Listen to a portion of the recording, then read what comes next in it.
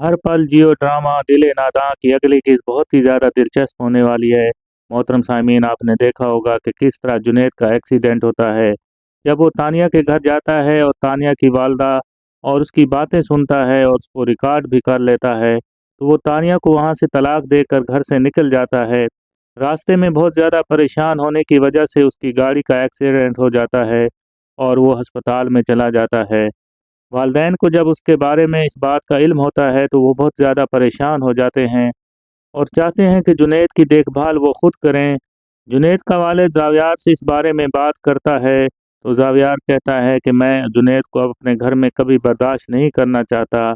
अगर आप चाहते हैं कि उसकी देखभाल करना तो उसकी जायदाद अलग कर दें, उसको अपना एक अलग घर लेकर दे दें ताकि वहीं पर वो रह सके। अब मैं ये कभी नहीं चाहता कि वो हमारे घर में आए, मैं उसकी सूरत और शक्ल भी अब देखना नहीं चाहता। वालिद ये बात सुनकर बहुत ज़्यादा परेशान हो जाता है। वो इसका ज़िक्र अपनी बीवी से भी करता है, लेकिन दोनों माँ बाप हैं। माँ बाप का दिल औलाद के लिए हमेशा नर्म ही रहता है, चाहे औलाद जितनी भी नाफरमान हो, लेकिन फिर भी औलाद ही होती है। ये खूनी रिश्ता ऐसा होता है कि जिसके अंदर नाराज़गी भी ख़त्म हो जाती है। जब जुनैद की ये हालत होती है तो दोनों वालिदैन यही सोचते हैं कि हमें उसकी देखभाल करना चाहिए। इसके लिए वो ये फैसला करते हैं कि जो ही जुनैद ठीक होकर घर आएगा, उसके लिए अलग अपार्टमेंट लिया जाएगा और वहाँ पर उसको रखा जाएगा। 2-3 महीने वेंटिलेटर पर रहने के बाद जुनैद को एक अलग अपार्टमेंट ले दिया जाता है। तानिया को तलाक देने के बाद तानिया की वालदा का भी इंतकाल हो जाता है, जिसकी वजह से तानिया अब बहुत ज़्यादा अकेली और परेशानी महसूस करती है। निगार बेगम और उसकी बेटी तानिया के घर जाते हैं और उसको तसल्ली देते हैं और कहते हैं कि तुम अब अकेली यहाँ पर कैसे रहोगी, बेहतर यही है कि तुम हमारे साथ चलो।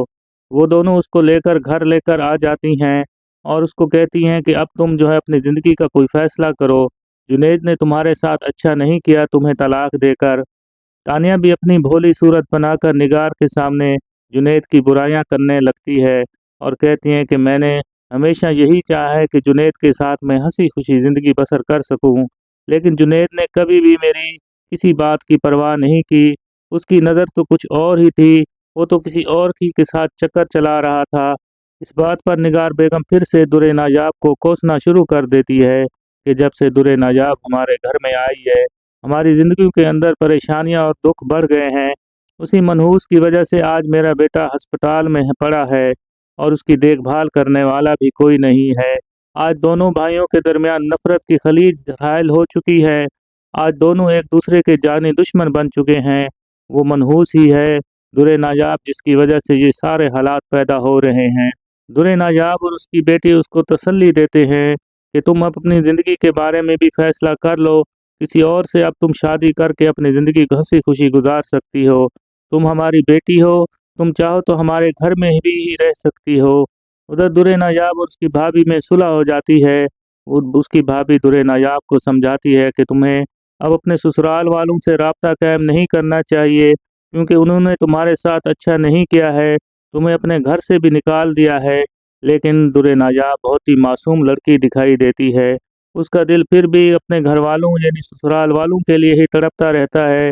ख़ास तौर पर उसको हैदर की बहुत ज़्यादा फिक्र रहती है। दुरे नायाब की भाभी उसको कहती है कि तुम्हारे भाई ने हैदर की कस्टडी के लिए अदालत से रजू कर लिया है, लिहाजा तुम्हें अब उसके साथ कोई ताल्लुक़ कायम नहीं रखना चाहिए, वरना ये केस भी कमज़ोर हो सकता है।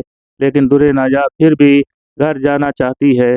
दुरे नायाब को जब जुनैद की बीमारी का पता चलता है कि उसका एक्सीडेंट हो गया है, वो उसको मिलने के लिए उसके अपार्टमेंट में जाती है और उससे कहती है कि मुझे इस बात की बिल्कुल खबर नहीं थी, आज ही मुझे ये बात मालूम हुई है तो मैं दौड़ी दौड़ी तुम्हारे पास आई हूँ।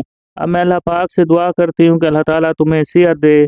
अभी ये दोनों हंस हंस के बातें कर रहे होते हैं कि अचानक ज़ावियार आ जाता है और ज़ावियार की आवाज़ सुनकर वो चौंक सी जाती है।